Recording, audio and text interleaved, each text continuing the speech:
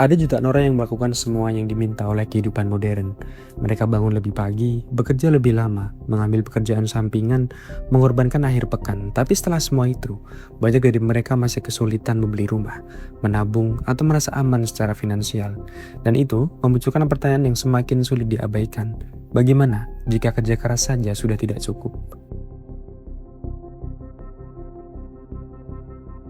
Selama bertahun-tahun, kita diajarkan satu aturan yang sederhana. Jika ingin hidup yang lebih baik, bekerja lebih keras. Jika ingin sukses, bekerja lebih keras. Dan jika ingin keluar dari masalah keuangan, bekerjalah lebih keras. Pesan itu terdengar begitu sering hingga hampir terasa seperti hukum alam.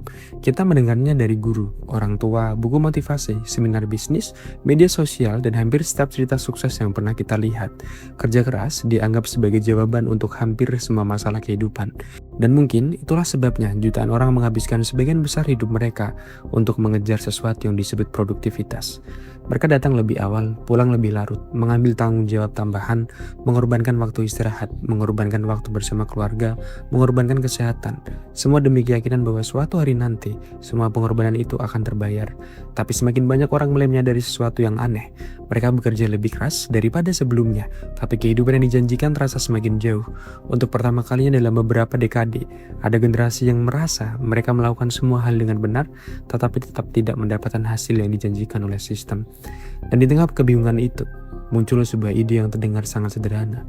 Mungkin jawabannya adalah bekerja lebih keras lagi. Mungkin kamu belum bangun cukup pagi, mungkin kamu belum cukup disiplin, mungkin kamu belum cukup lapar akan kesuksesan, mungkin kamu masih terlalu banyak beristirahat, mungkin kamu masih terlalu sering menghabiskan waktu untuk hal-hal yang tidak produktif. Dan perlahan-lahan, gagasan itu berkembang menjadi sesuatu yang jauh lebih besar, sesuatu yang hari ini dikenal sebagai hustle culture.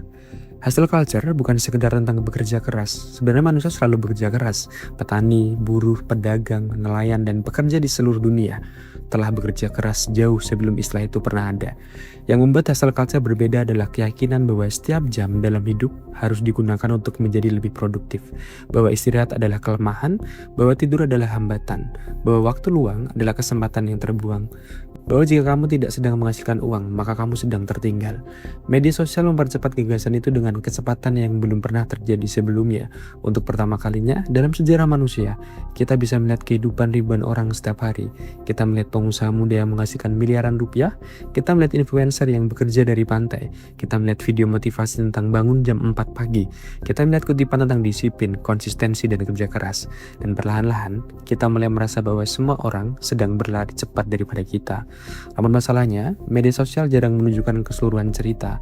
Kita melihat hasil akhirnya saja, kita melihat mobilnya, kita melihat rumahnya, kita melihat liburannya, tapi kita tidak melihat keberuntungan, koneksi, latar belakang, keluarga, akses pendidikan, atau ribuan faktor lain yang ikut menentukan hasil hidup seseorang.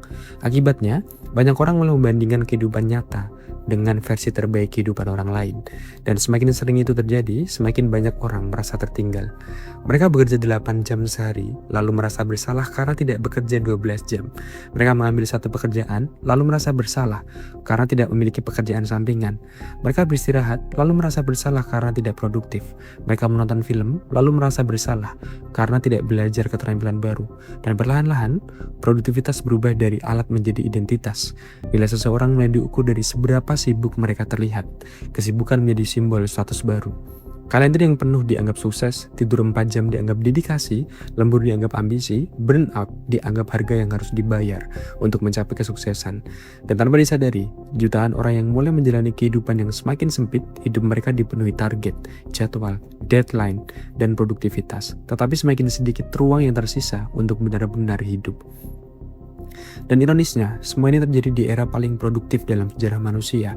Teknologi seharusnya membuatnya hidup lebih mudah, komputer membuat pekerjaan lebih cepat, internet membuat komunikasi lebih efisien, otomatisasi mengurangi banyak pekerjaan manual. Secara teori, semua kemajuan itu seharusnya memberi manusia lebih banyak waktu, tetapi yang terjadi malah justru sebaliknya. Banyak orang yang merasa lebih sibuk daripada sebelumnya. Dan alasannya kenapa? Karena ketika produktivitas meningkat, tuntutan juga ikut akan meningkat. Ketika email mempercepat komunikasi, perusahaan mulai menghadapkan balasan yang lebih cepat. Dan ketika internet memungkinkan pekerjaan dilakukan dari rumah, batas antara pekerjaan dan kehidupan kehidupan pribadi mulai menghilang. Ketika teknologi membuat pekerjaan lebih efisien, ekspektasi terhadap pekerjaan pasti akan ikut naik. Akibatnya, banyak orang tidak benar-benar mendapatkan lebih banyak waktu, mereka hanya mendapatkan lebih banyak pekerjaan. Dan semakin lama, kondisi itu berlangsung, semakin banyak orang mulai mengalami burnout. Burnout bukan sekedar rasa lelah setelah bekerja. Burnout adalah kondisi kelelahan fisik, mental, dan emosional yang berkepanjangan. Burnout membuat seseorang kehilangan motivasi terhadap pekerjaan yang dulu mereka sukai. Burnout membuat seseorang merasa kosong meskipun secara teknis mereka masih berfungsi. Burnout membuat seseorang bangun setiap pagi dengan perasaan bahwa mereka harus menjalani hari yang sama berulang kali. Dan yang menarik, korban burnout seringkali bukan orang yang malas, justru sebaliknya. Mereka adalah orang-orang yang paling bertanggung jawab, orang-orang yang paling disiplin, orang-orang yang paling sering diberi pujian karena dedikasi mereka. Mereka mengikuti semua aturan, mereka melakukan semua yang diminta sistem, dan justru karena itulah mereka kelelahan. Tetapi ada masalah yang lebih besar. Bagaimana jika kerja keras memang bukan lagi faktor utama yang menentukan kehidupan seseorang? Selama beberapa dekade, biaya hidup meningkat di banyak tempat lebih cepat daripada pendapatan. Kita setuju itu. Harga rumah naik, biaya pendidikan naik, biaya kesehatan naik, biaya sewa naik. Banyak orang yang bekerja lebih keras daripada generasi sebelumnya, tetapi tetap merasa lebih sulit mencapai stabilitas yang dulu dianggap normal. Dan untuk pertama kalinya dalam waktu yang lama, semakin banyak orang mulai mempertanyakan hubungan antara kerja keras dan hasil yang mereka terima. Ini bukan berarti kerja keras tidak penting. Kerja keras masih sangat penting, disiplin masih penting, ambisi masih penting. Tetapi mungkin masalahnya adalah kita terlalu lama menganggap kerja keras sebagai jawaban untuk semua hal. Padahal dunia jauh lebih rumit daripada itu. Ada faktor ekonomi, ada faktor sosial, ada faktor geografis, ada faktor pendidikan, ada faktor kesempatan, ada faktor keberuntungan. Dan tidak semuanya bisa diselesaikan hanya dengan bangun lebih pagi. Namun hustle culture memiliki satu keunggulan yang sangat besar. Ia menawarkan jawaban yang sederhana untuk masalah yang kompleks. Ketika hidup terasa sulit, hustle culture berkata bekerja lebih keras. Ketika pendapatan tidak cukup, hustle culture berkata bekerja lebih keras. Ketika merasa tertinggal, hustle culture berkata bekerja lebih keras. Jawaban itu sederhana, mudah dijual dan mudah dipercaya. Tetapi semakin banyak orang mulai menyadari bahwa ada sesuatu yang salah. Karena jika kerja keras adalah jawaban untuk segalanya, mengapa begitu banyak pekerja keras yang kelelahan? Jika produktivitas adalah jalan menuju kebebasan, mengapa begitu banyak orang merasa terjebak?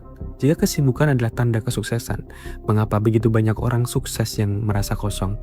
Pertanyaan-pertanyaan itu membuat semakin banyak orang mulai mengambil langkah yang dulu dianggap tidak masuk akal.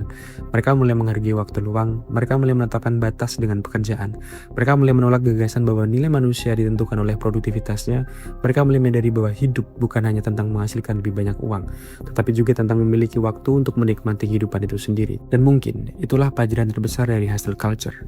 Masalahnya bukan kerja keras, masalahnya adalah ketika kerja keras berubah menjadi seluruh identitas seseorang, ketika hidup direduksi menjadi produktivitas, ketika nilai manusia diukur seperti mesin, ketika setiap menit harus menghasilkan sesuatu, karena pada akhirnya manusia tidak diciptakan untuk menjadi mesin produktivitas tanpa henti. Dan mungkin pertanyaan yang perlu kita tanyakan bukan lagi bagaimana cara bekerja lebih keras, tetapi mengapa kita bekerja begitu keras sejak awal? Karena jika setelah semua pengorbanan itu kita tetap merasa lelah, tetap merasa tertinggal, tetap merasa tidak pernah cukup, mungkin masalahnya bukan bahwa kita kurang bekerja keras. Mungkin kita sedang mengejar janji yang tidak pernah benar-benar bisa dipenuhi. Aneh memang, tapi inilah fenomena hustle culture.